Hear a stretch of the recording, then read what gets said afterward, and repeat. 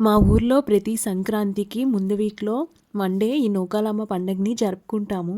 ఈ టైం అయితే అన్ని పండుగలు లైన్‌గా వచ్చేసాయి. 12న మా నూకాలమ్మ పండుగ, 13న ఏం లేదు, 14న భోగి, 15న సంక్రాంతి, 16న కనుమ, 17న ముక్కనుమ. ఈ నూకాలమ్మ పండుగని మెయిన్‌గా 2 ఫ్యామిలీస్ చేసుకుంటాయి. అంటే మా ఇనిషియల్‌తో ఉండేవాళ్ళు, ఇంకో ఇనిషియల్‌తో ఉండేవాళ్ళు.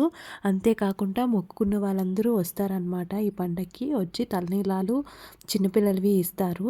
అండ్ మా బాబుకి అయితే ఫస్ట్ తలనీలాలు మేము ఇక్కడే ఇచ్చాము. అండ్ మా బాబుకి నేమ్ పెట్టేటప్పుడు కూడా మేము పెట్టే నేమ్తో పాటు ఆవిడ నేమ్ కూడా పెట్టాలి. అంత కంపల్సరీ, మాకు అంత ఇంపార్టెంట్ అనమాట. ఎక్కడున్నా సరే కంపల్సరీ ఈ నూకాలం పండగకి వస్తాము. ఇంతకు ముందు అయితే ఇంతమంది జనాలు వచ్చేవారు కాదు. మా ఫ్యామిలీ ఇంకో ఫ్యామిలీయే వచ్చేవారు.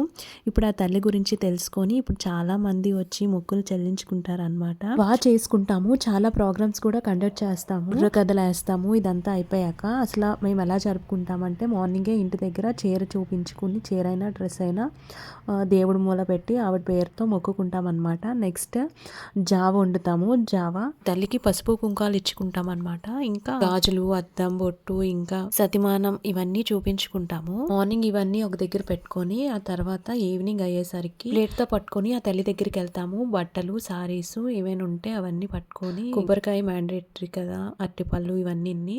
అండ్ నెక్స్ట్ ఆ తల్లి దగ్గరికి వెళ్ళి మొక్కుకొని అన్నీ ఇచ్చేసాక రిటర్న్లో అందరం కలిసి వచ్చేస్తాం అన్నమాట.